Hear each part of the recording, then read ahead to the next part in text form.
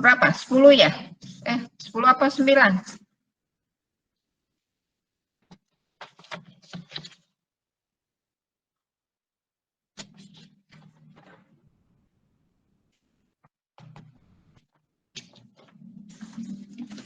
Atau sebelumnya? Ya. Oke. QC belum ya? QA belum ya? Belum diskusi ya? Belum, Ibu. Belum ya? Ibu.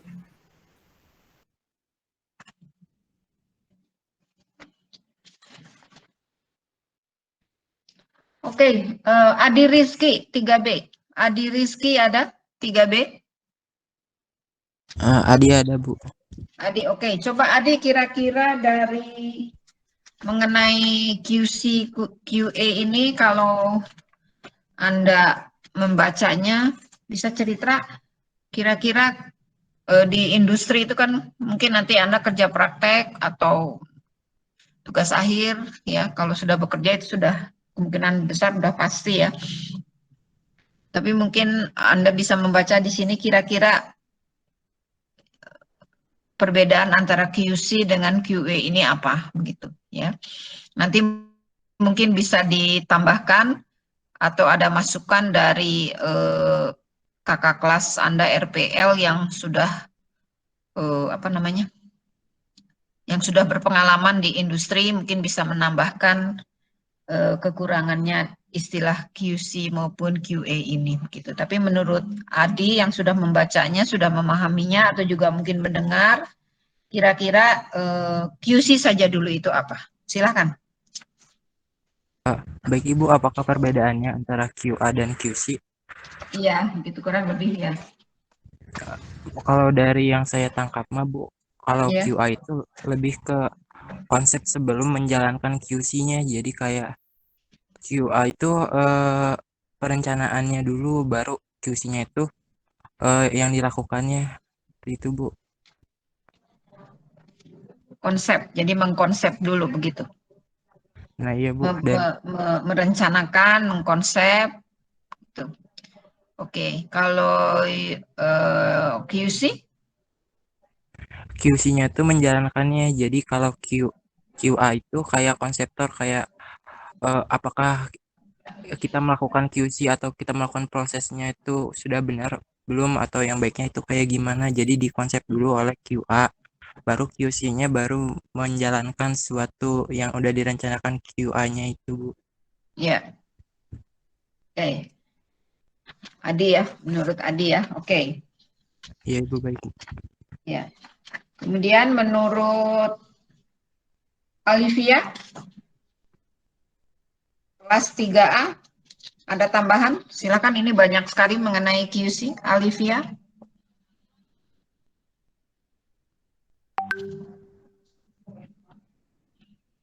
Olivia 3A. Tidak ada. Ibu, izin menambahkan boleh?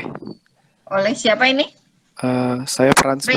Resen aja, Resen supaya kelihatan sama saya. Kelas 3B. Iya, Bu, 3B. Siapa namanya tadi? Frans. Iya. Frans, sebentar. Frans Connery Manurung. Oke, Frans. Iya, Bu, kalau misalnya dari bagan yang di PPT, untuk QA-nya sendiri itu lebih ke manajemen sistemnya, Bu. Jadi, gimana sih cara kita buat yang mana nanti ketika kita udah planning manajemen sistemnya, nanti kita aplikasikan di QC ini, yang mana nanti ketika pada saat menjalankan si orang-orang yang menjalankan di ranah QC ini akan lebih mengontrol dari si manajemen kualitas produknya sendiri, yang mana produknya ini tuh nanti dihasilin dari planning system manajemen yang sudah dirancang dari QA-nya. Begitu, Bu. Iya. Oke, jadi dia masuknya kemana nih? Ke reactive problem solving atau ke tools-nya? Kira-kira QC di situ. Untuk QC-nya sendiri, mungkin menurut saya lebih ke ini, reactive problem solving-nya, Bu, karena menganalisis kualitas produknya. Iya. Oke, Frans. Ya. Tadi saya ini manggil siapa tadi? Yang 3A. Olivia ada? Ibu maaf, Alivia di kolom chat dia bilang maaf tidak bisa on mic Bu karena ada gangguan. Oh, di kolom chat sebentar. On mic sedang ada gangguan. Oke. Ya, siapa lagi? Silakan. Dari 3C. Dari 3C, wakil dari 3C. Ananda atau siapa? 3C Saya ada. Risen. Siapa? Ananda. Oke, Ananda. Menambahkan mengenai QC Ya, atau QA. izin menambahkan dari tadi jawaban Adi sama Frans ya Bu. Kalau untuk QC sendiri itu kan lebih ke arah aktivitasnya Bu. Jadi atau produknya. Jadi mereka mengkontrol bagian produknya dan memastikan bahwa hasilnya itu sesuai dengan ekspektasi gitu. Kalau misalkan untuk QA sendiri itu lebih ke arah mengontrol proses dan prosedurnya dan memastikan bahwa jalannya proses tersebut itu sudah benar atau belum gitu Bu. Iya, oke. Ananda ya. Oke. Nah, sekarang kira-kira masukan dari mahasiswa RPL yang sudah pengalaman di industri.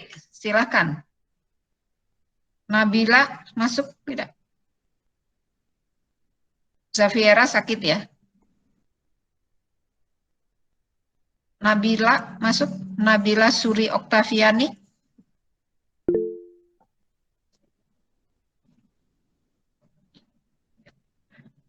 D4? Nabila sepertinya belum bergabung. Oh. Dari RPL siapa yang sudah bergabung? Aldila? Saya Bu. Selain Aldila, belum ada lagi? Lora, ada Lora Bu. Lora, oke, coba Aldila dulu, silahkan. Ada masukan mungkin Anda yang sudah berpengalaman di industri? Mungkin kalau industri saya kan Bu tidak ada QA dan QC ya karena pembangkit listrik. Mungkin Oh, iya. dari teman-teman tadi sudah setuju semua. Paling untuk kesimpulannya menurut saya untuk QA sendiri itu lebih ke suatu bagian dari manajemen yang memastikan produk itu akan sesuai dengan ketentuan perusahaan. Jika QC itu yang membuktikan bahwa kualitas produk tersebut sesuai dengan ketentuan. Mungkin simpelnya seperti itu, Bu. Oke, Lora? Ya Bu, Lora dari perusahaan mana ya? Bentar, saya lupa. kemarin saya bekerja di PT KAO Indonesia Bu. Oh, PT KAO Indonesia yang di Karawang? Iya Yang di betul Bu. Karawang. Nah, Iya. sekarang masih? Sekarang udah resign Bu. Resign, kemudian? Sekarang belum bekerja lagi. Belum Masih bekerja fokus lagi. kuliah dulu aja. Oke, kira-kira Iya. Lora sudah bekerja, ada pengalaman mengenai QC, ada tambahan untuk adik kelas kalian? Atau QA, atau Anda bisa cerita pengalaman Anda? Anda pernah posisinya di mana? Di QC pernah? Atau di mana? Kebetulan saya di QC Bu. Oke, coba ceritakan kira-kira bagaimana pekerjaan Anda. Jadi perbedaannya QA dengan QC. Mungkin bahasa singkatnya QA sebagai konseptor ini sebagai mereka itu QA akan membuat suatu panduan yang nantinya itu akan dijalankan oleh QC. Panduannya ini tuh misalnya suatu produk, suatu perusahaan pasti menginginkan produknya itu baik, kemudian memiliki standar yang tertentu gitu. Maka QA ini akan membuat suatu konsep atau membuat suatu panduan bagaimana cara untuk memproduksi produk dan bagaimana cara penanganan produk ketika diproduksi sehingga produknya itu sesuai dengan spek yang perusahaan miliki gitu. Sebagai QC, sebagai eksekutor ini bahasanya itu QC sebagai polisi gitu Bu. Jadi maksudnya itu gimana? Maksudnya QC itu akan melihat gitu produksinya ini tuh sudah sesuai dengan prosedur yang sudah dibuat oleh QA atau belum gitu. Jadi konsep-konsep panduan-panduan yang QA buat nanti akan dijalankan oleh QC. Jadi ini akan istilahnya akan membuat sistem, kemudian QC ini akan mempunyai suatu tools yang membantu mereka bagaimana cara untuk memastikan produk ini sesuai dengan speknya. Misalnya kalau dari pengalaman saya kan saya sebagai QC di PT KAU Indonesia ya, produksinya itu di Yapers. Nah, bagaimana sih cara membuat cara menangani atau memastikan produk saya ini di Yapers saya ini tuh sesuai dengan speknya. Saya punya toolsnya nih di QC ini tuh saya akan mengecek berat parameter pengecekannya itu ada dimensi, ada berat, kemudian appearance-nya seperti apa. Nah, kalau misalnya berat, nanti saya akan menimbang produk saya nih, sesuai nggak sih dengan spek yang diberikan oleh QA. Kemudian parameter dimensi produknya, nanti saya ukur tuh produk saya itu ini sesuai dengan panduan spek dari QA atau belum gitu. Kemudian ada proaktif dan preventif.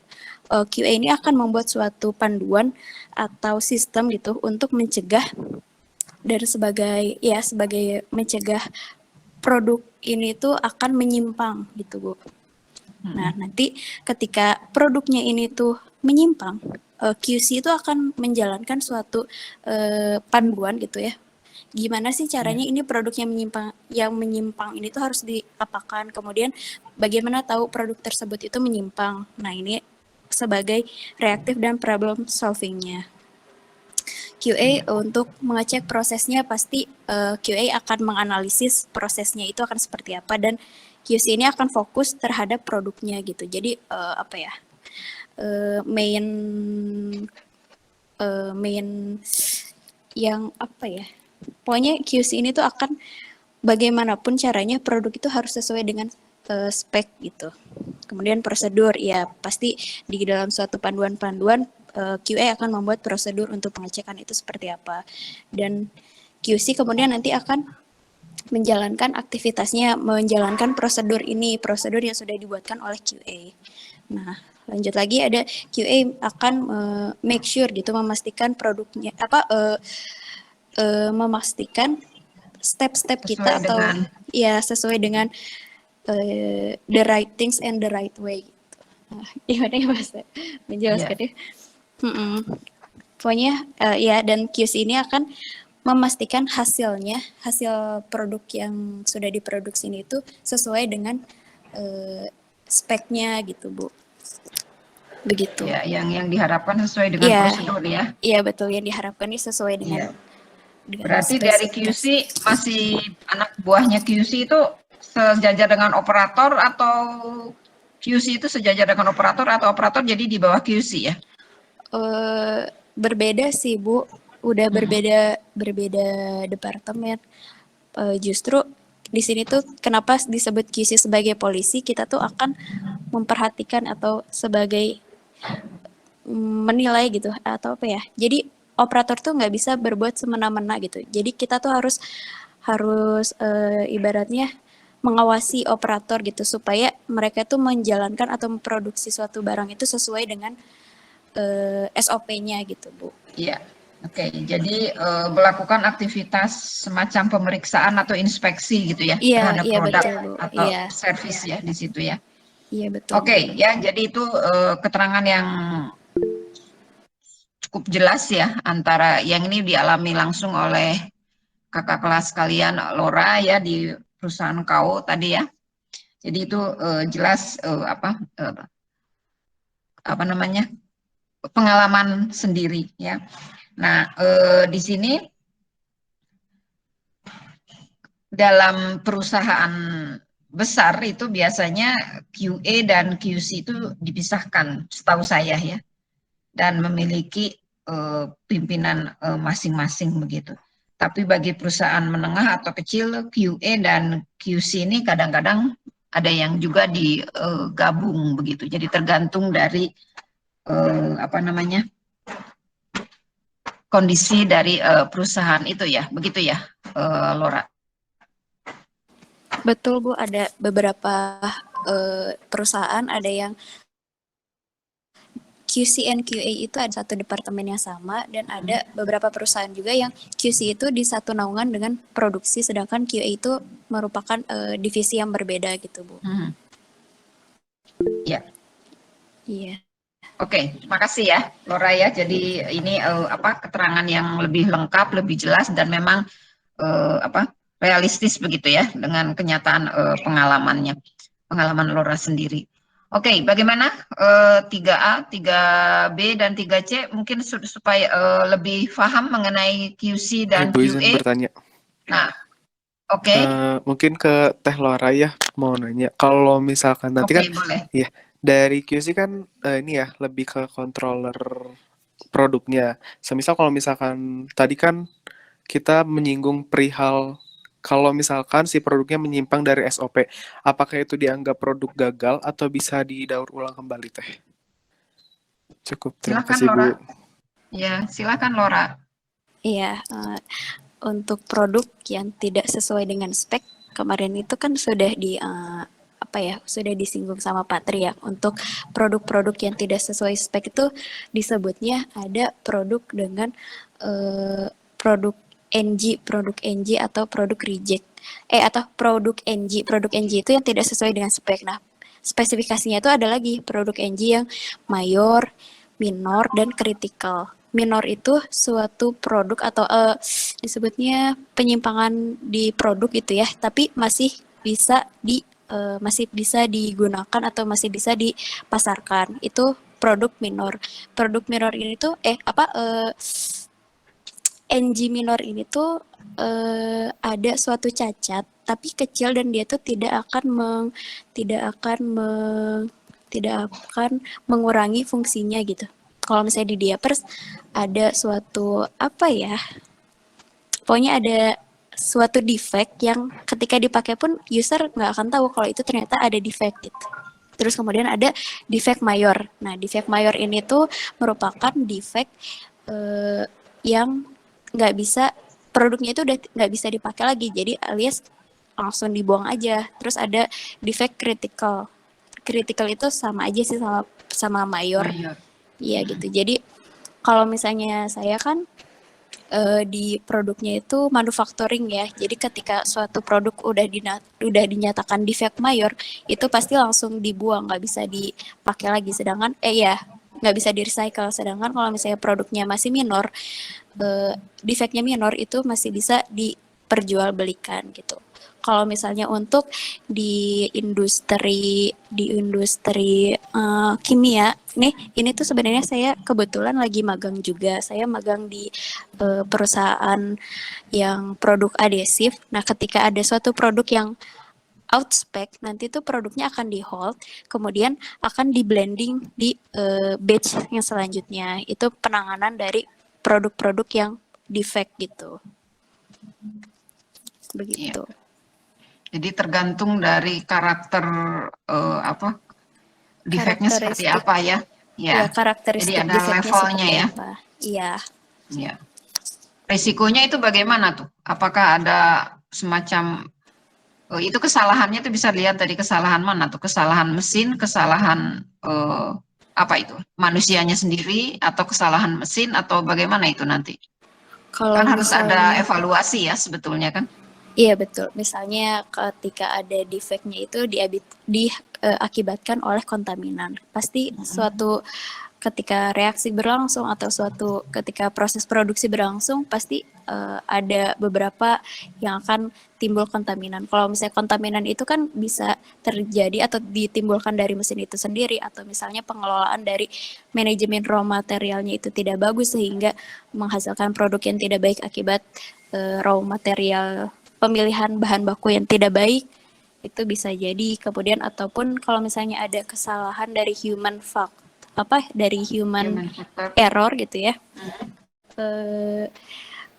bisa jadi pasti ada sih Bu. Kalau kebanyakan di ini ketika saya bekerja itu suatu mesin itu pasti ada sensor-sensor di mana dia itu akan memunculkan gitu atau memberitahu kalau misalnya ada hal yang abnormal di mesin itu. Jadi saya sebagai QC itu ya harus was-was terhadap sinyal-sinyal seperti itu gitu, sehingga saya harus ada reaktif gitu. Saya harus melakukan penanganan yang seperti apa gitu, sehingga produk saya ini tuh enggak nggak Nggak gagal ya? defect gitu, Iya. ya tidak menimbulkan defect. Iya, oke. Iya, itu secara umum ya. Jadi sama di industri pangan juga seperti itu ya. Jadi yang disebut dengan pengendalian tadi sebelum itu masuk nanti ke pengendalian praproses. Jadi pada saat sebelum diproses memang harus betul-betul dijaga atau diseleksi dulu dari bahan baku sampai ke peralatan, sampai ke kondisi-kondisi proses yang akan digunakan begitu ya. Jadi untuk meminimalisasi atau mencegah terjadinya defect itu, begitu ya. Iya betul Bu. Oke. Bagaimana Franz? Ini Franz apa Franz ya? Namanya ini Kope apa F namanya yang betul? Pakai P Bu, Franz. Oh pakai P, oke. Ya Oke. Franz paham? Cukup? Eh, Cukup Bu, tapi masih ada yang bikin saya penasaran Bu. Oh iya, oke, silahkan. Tadi kan Teh Laura ini ya lagi magang di perusahaan adhesif. Tadi katanya kalau misalkan barangnya nggak sesuai dengan SOP, itu nanti bakal dikumpulin, di hold, terus nanti di blending. Nah itu nanti tuh di blendingnya kita bikin produk baru lagi kah? Atau sebenarnya mereka udah ada produk sampingan? Iya. Jadi kan untuk menyatakan suatu produk itu defect mayor atau minor itu kita punya range titik kritis kan. Nah, si titik kritis gimana ya? Critical control point-nya, titik kritis itu. Iya, batas disebutnya apa ya, Bu? Batas atas atau batas akhir suatu spek. Dan kemudian ada batas kritis atas dan batas kritis bawah, kemudian ada batas range atas dan batas range bawah. Nah, produk itu ketika sudah di titik batas range atas atau range bawah, produknya masih oke. Sedangkan ketika suatu produk ini udah melewati batas kritis atas atau batas kritis bawah, itu tuh kalau sudah melewati itu produk sudah disebut defect, out of spec gitu. Nah, ketika produk ini sudah melewati batas atas, biasanya sih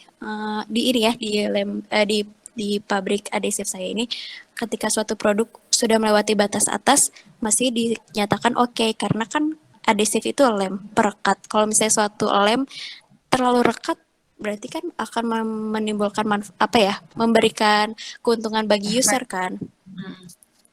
Sedangkan ketika lem sudah kurang dari batas bawah spek, berarti kan kurang rakat kan lemnya. Iya.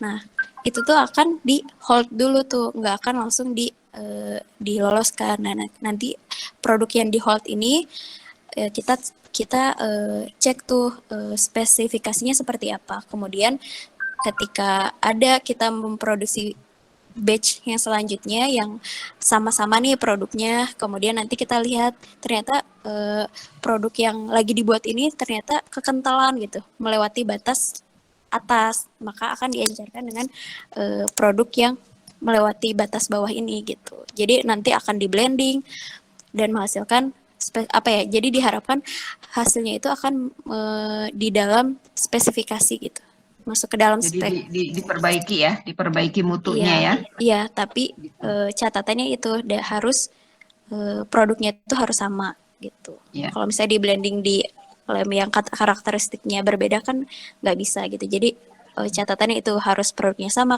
karakteristiknya harus sama. Iya, oke. Ya, Frans, oke. Cukup Bu, sangat cukup. Terima kasih Bu, Teh Laura. Iya. Cukup, terima kasih. Iya, oke. Terima kasih, Laura. Ya, Oke, mungkin sudah cukup banyak mengenai QC dan QA. Bisa dilanjutkan ke yang lain? Oke. Iya. Nah, sekarang ini mengenai food quality, ya. Oh, ini sudah diterjemahkan ya, Revani? Oke. Sebelumnya lihat tadi betul yang food quality. Ya, kira-kira ada